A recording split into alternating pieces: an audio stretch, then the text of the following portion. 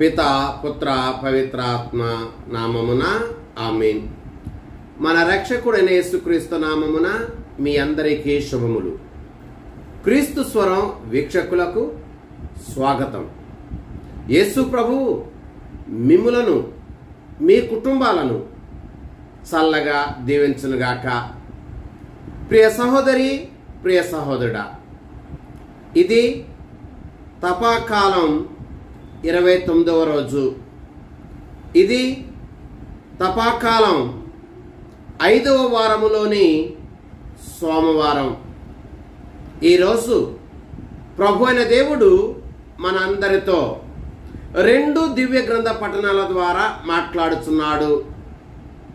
మొదటి పఠనము దానియేలు గ్రంథము 13వ అధ్యాయము 1వ వచనము నుంచి 9వ వచనం వరకు, 15వ వచనము నుంచి 17వ వచనం వరకు, 19వ వచనము మరియు 33వ వచనము నుంచి 62వ వచనం వరకు.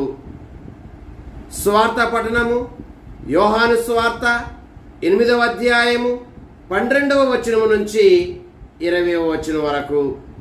ప్రియ సహోదరి, ప్రియ సహోదరుడా, ఈనాటి స్వార్థ పట్టణములో యేసు ప్రభు ఇలా అంటున్నాడు, లోకమునకు వెలుగును నేనే, నన్ను అనుసరించువాడు అంధకారమున నడవక జీవపు వెలుగును పొందును అని. ప్రియ సహోదరి, ప్రియ సహోదరుడా, ఈ తపస్సు కాలములో మనం వింటూ ఉన్నటువంటి ఈ మాటలు, నేనే ఈ లోకమునకు వెలుగు అన్న ఈ మాటలు చాలా అర్థవంతమైనటువంటి మాటలు. ఈ మాటలు తపస్సు కాలానికి సరిపడినటువంటి మాటలు. నేనే లోకమునకు వెలుగు అని ప్రభు అంటున్నారు. నన్ను అనుసరించువాడు అంధకారమున నడవడు అని ప్రభు అంటున్నారు. నన్ను అనుసరించువాడు జీవపు వెలుగును పొందును అని చెప్పి ప్రభు అంటున్నారు. అయితే ఈ వెలుగు మామూలు చీకటిని పారద్రోలే వెలుగు కాదు. ఈ వెలుగు మన వ్యక్తిగత జీవితంలో పాపం వలన ఏర్పడినటువంటి చీకటిని, మన వ్యక్తిగత జీవితంలో నిరాశ నిస్పృహ వలన ఏర్పడినటువంటి ఆ పాపపు చీకటిని పారద్రోలే వెలుగు. మన కుటుంబాలలో, మన సంఘాలలో, మన గ్రామాలలో పాపం వలన ఏర్పడినటువంటి చీకటిని పారద్రోలే వెలుగే యేసు ప్రభు. మన అనుదిన జీవితంలో మన కుటుంబాలు, మన సంఘాలు, మన గ్రామాలు నిరాశతో, నిస్పృహతో, అధైర్యంతో, చీకటితో నింపబడుతున్నవి.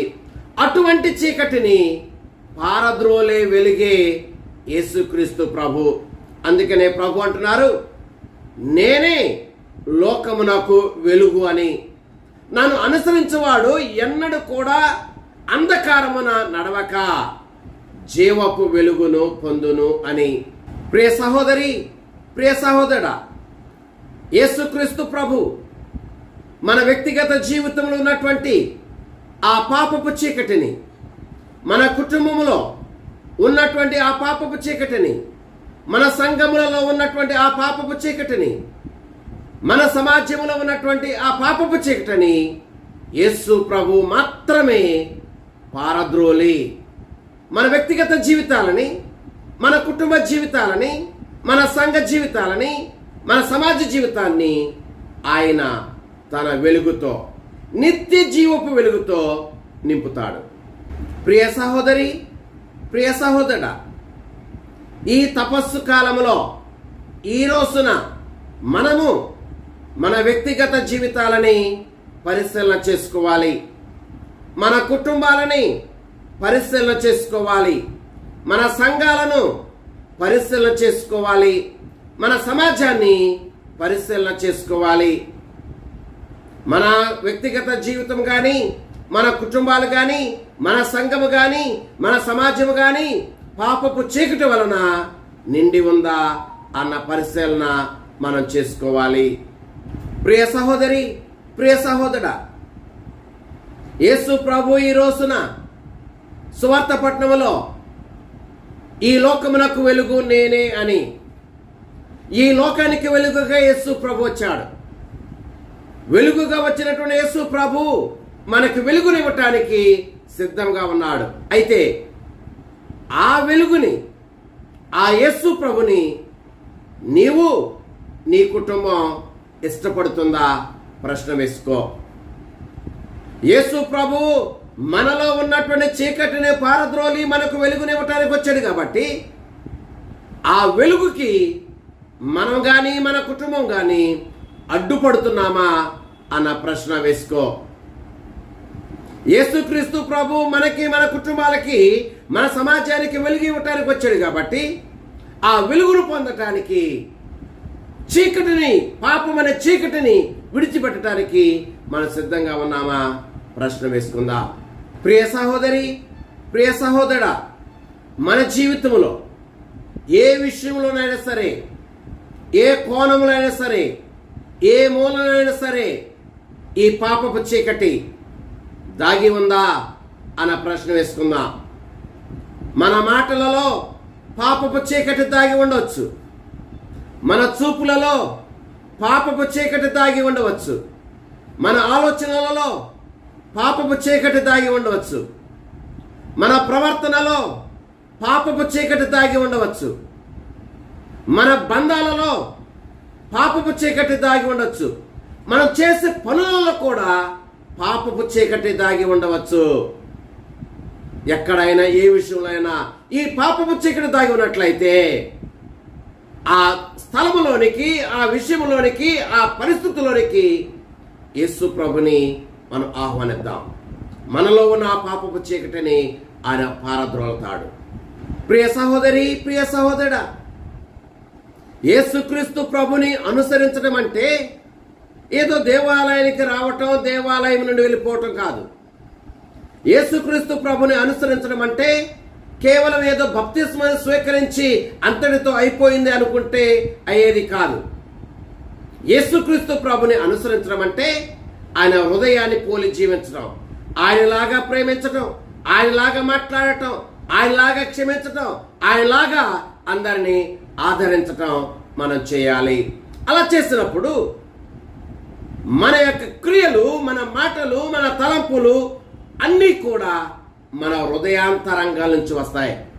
యేసు ప్రభుని అనుసరించే వ్యక్తి యొక్క జీవితంలో తాను చేసే ప్రతి క్రియ కూడా తన హృదయము నుండి రావాలి. అలా వచ్చినప్పుడే యేసు ప్రభుని మనం అనుసరించిన వారం అవుతాము. ప్రియ సహోదరి, ప్రియ సహోదరుడా, తపస్సు కాలం అంటే చీకటిని వదిలివేసి వెలుగులోనికి ప్రవేశించటం.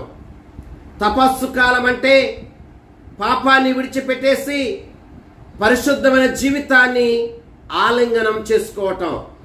కనుక ఈ తపస్సు కాలంలో ఈ రోజున మన జీవితంలో ఉన్నటువంటి చీకటిని మనం తెలుసుకోవాలి. మన జీవితంలో ఉన్నటువంటి మన చీకటిని మనం ఒప్పుకోవాలి.